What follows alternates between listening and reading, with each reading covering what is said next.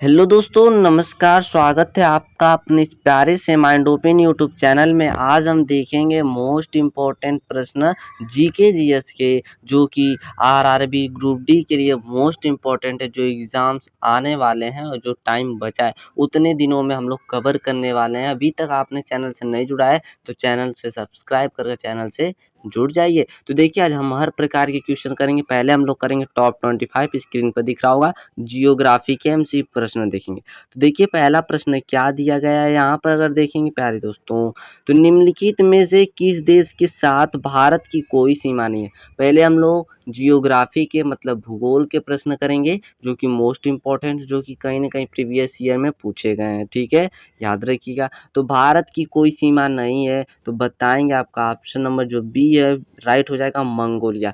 Mongolia एक ऐसा देश है मेरे भाई जिसे भारत की कोई सीमा नहीं लगती है। ठीक है, बढ़ते हम लोग अगले प्रश्न की ओर। देखिए क्या है अगला प्रश्न।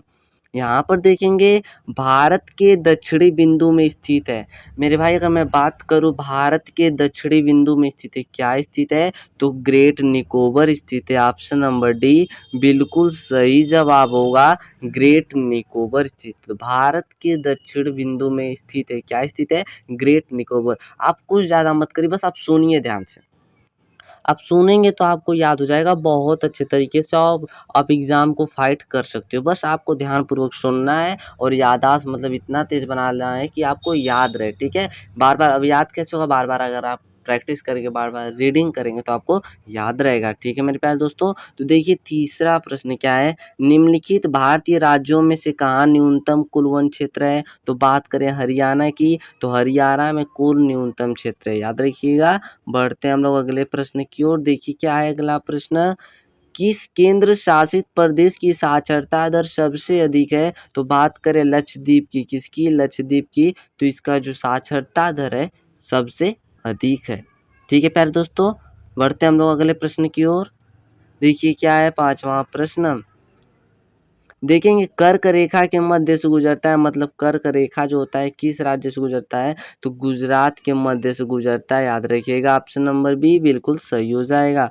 बढ़ते हैं हम लोग अगले प्रश्न की ओर।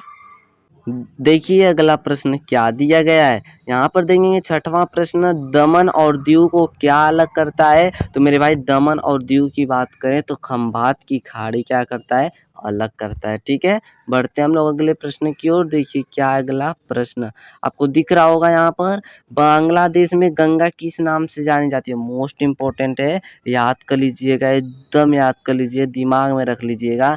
बांग्लादेश में गंगा किस नाम से जानी जाती है। तो बात करें पद्मा, किसकी भाई, पद्मा की बात करें तो नाम से जान, तो याद रखिएगा गंगा नदी जो है वो बांग्लादेश में पद्मा के नाम से याद किए जाते हैं, जाना जाता है। ठीक है, बढ़ते हम लोग आठवें प्रश्न की ओर। देखिए क्या आठवां प्रश्न, पश्चिम की ओर कौन सी प्रायद्वीपीय नदियां बहती हैं। तो पश्चिम की ओर कौन सी प्रायद्वीपीय नदियां बहती हैं, तो ताप्ती जो है ये बहती है। ठीक है, प्रायद्वीपीय नदियां बहती है ताप्ती। ठीक है, याद रखिएगा। बढ़ते हम लोग अगले प्रश्न की ओर।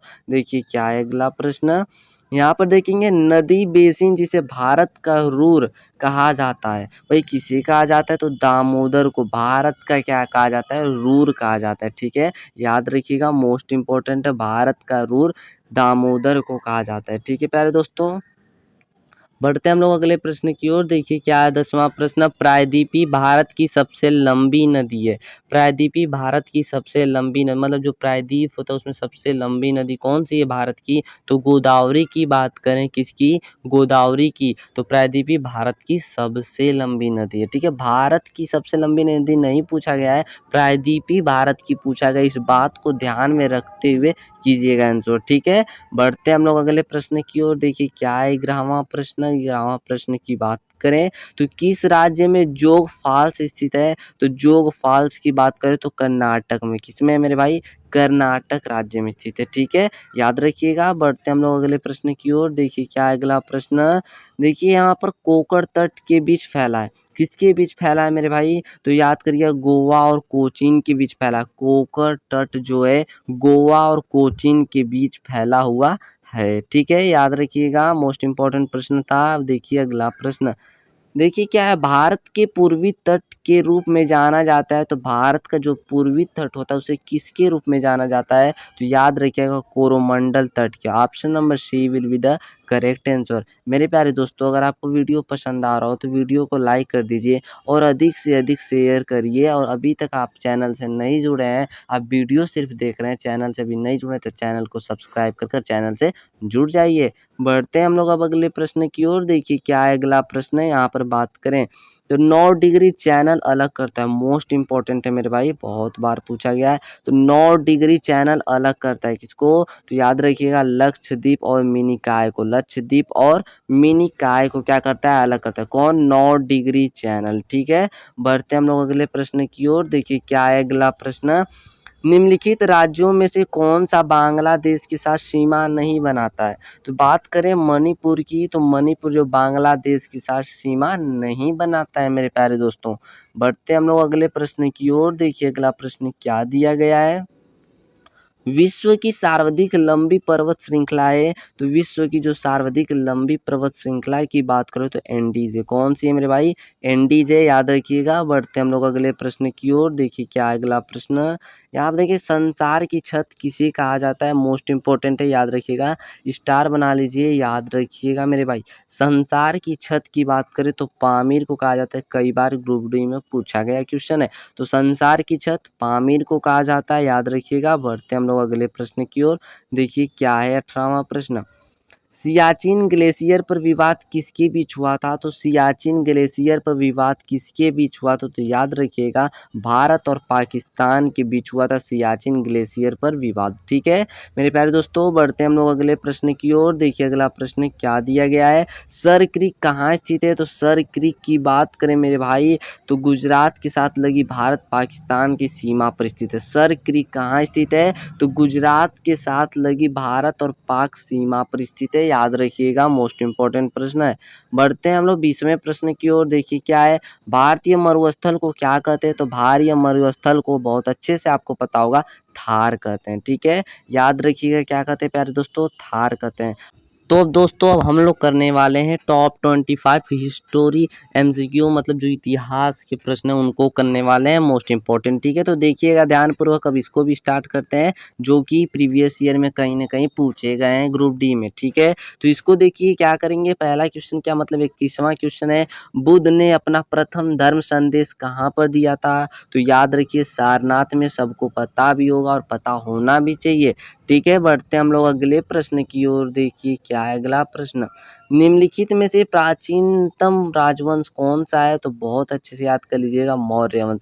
सबसे प्राचीनतम राजवंश की बात करें तो मौर्य वंश। एक बार विश्वास कीजिए, आप हमारे चैनल से जुड़िए, हमारे चैनल पर जो वीडियो डाले जा रहे हैं उसको आप रीडिंग कीजिए, पढ़िए, याद कीजिए, आप जरूर सिलेक्शन पाएंगे। एक बार विश्वास, एक बार उम्मीद कर तो देखिए। ठीक है, चलिए तो बढ़ते हम लोग अब अगले प्रश्न की ओर। देखिए क्या है अगला प्रश्न है, यहाँ पर देखेंगे दोस्तों। अगला प्रश्न, अशोक ने तृतीय बौद्ध परिषद कहाँ बुलाई थी। जो तृतीय बौद्ध परिषद था वो कहाँ बुलाया गया था, तो पाटलिपुत्र में बुलाया गया था, याद रखिएगा। बढ़ते हम लोग अगले प्रश्न की ओर। देखिए क्या है अगला प्रश्न, भारत के पहले प्रधानमंत्री कौन थे। तो भारत के पहले प्रधानमंत्री सबको पता होना चाहिए, पंडित जवाहरलाल नेहरू जी थे, याद रखिए। देखिए दोस्तों, अगर आप इंग्लिश भी पढ़ना चाहते हैं तो इंग्लिश नीचे दिया गया है, इसको आप पढ़ सकते हैं, लेकिन खैर मैं हिंदी में बता रहा हूँ। ठीक है, चलिए बढ़ते हैं तो हम लोग अगले प्रश्न की ओर। देखिए अगला प्रश्न क्या, पानीपत का प्रथम युद्ध किस वर्ष हुआ था। तो पानीपत का प्रथम युद्ध की बात करें तो 1526 ईस्वी में हुआ था, याद रखिएगा, मोस्ट इंपोर्टेंट था। बढ़ते हम लोग अगले प्रश्न की ओर। देखिए क्या है, भारत में सर्वप्रथम स्वर्ण मुद्राएं चलाने वाला शासक कौन था। तो जो स्वर्ण मुद्राएं चलाने वाला शासक की बात करें तो भारतीय यूनानी थे, जो कि स्वर्ण मुद्रा क्या करते थे मेरे प्यारे दोस्तों, चलाते थे, याद रखिएगा। बढ़ते हम लोग अगले प्रश्न की ओर। देखिए क्या है अगला प्रश्न, गुप्त शासकों की सरकारी भाषा क्या थी। तो गुप्त शासकों की जो सरकारी भाषा थी वो संस्कृत थी, याद रखिएगा। Option number D will be the correct answer हो जाएगा। बढ़ते हम लोग अगले प्रश्न की ओर। देखिए क्या है अगला प्रश्न आपका, भारतीय संविधान को कब अपनाया गया। मोस्ट इंपॉर्टेंट है, एकदम इंपॉर्टेंट है, याद रखिएगा, आने की चांस 100% है। भारतीय संविधान को कब अपनाया गया, तो याद रखिएगा 26 नवंबर 1949 को। ऑप्शन नंबर नंबर सी बिल्कुल सही हो जाएगा। 26 नवंबर 1949 को अपनाया गया। या अगला क्वेश्चन देखिए, पलासी का युद्ध कब हुआ था? पलासी का युद्ध की बात करें तो 1757 ईस्वी में हुआ था। ऑप्शन नंबर ए बिल्कुल सही हो जाएगा। बढ़ते हम लोग अगले प्रश्न की ओर। देखिए क्या है, लाल बख्श की उपाधि किस शासक को दी गई थी? जो मेरे प्यारे दोस्तों लाल बख्श की उपाधि किस शासक को दी गई थी? तो कुतुबुद्दीन ऐबक को लाल बख्श भी कहा जाता था, याद रखिएगा। बढ़ते हम लोग अगले प्रश्न की ओर। देखिए अगला प्रश्न क्या है, जय हिंद का नारा किसने दिया था? तो जय हिंद का नारा सुभाष चंद्र बोस जी ने दिया था, याद रखिएगा। बढ़ते हम लोग अगले प्रश्न की ओर। देखिए क्या अगला प्रश्न, लोधी वंश का अंतिम शासक कौन था? तो लोधी वंश का अंतिम शासक की बात करें तो इब्राहिम लोधी थे। ऑप्शन नंबर बी बिल्कुल करेक्ट हो जाएगा। बढ़ते हम लोग अगले प्रश्न की ओर। देखिए क्या अगला प्रश्न, बक्सर का युद्ध किस वर्ष हुआ था? तो बक्सर का युद्ध की बात करें 1764 ईस्वी में। ऑप्शन नंबर ए बिल्कुल सही हो जाएगा। बढ़ते हम लोग अगले प्रश्न की ओर। देखिए क्या अगला प्रश्न, बहमनी राजाओं की राजधानी थी? तो बहमनी राजाओं की राजधानी याद रखिएगा गुलबर्गा थी। किसकी है? गुलबर्गा है, याद रखिएगा। बढ़ते हम लोग अगले प्रश्न की ओर। देखिए क्या अगला प्रश्न, जलियांवाला बाग हत्याकांड कब हुआ था? तो जलियांवाला बाग हत्याकांड की बात करें 1919 ईस्वी में हुआ था। बहुत फेमस हत्याकांड था, तो इसलिए आप भूलिएगा ना, याद रखिएगा।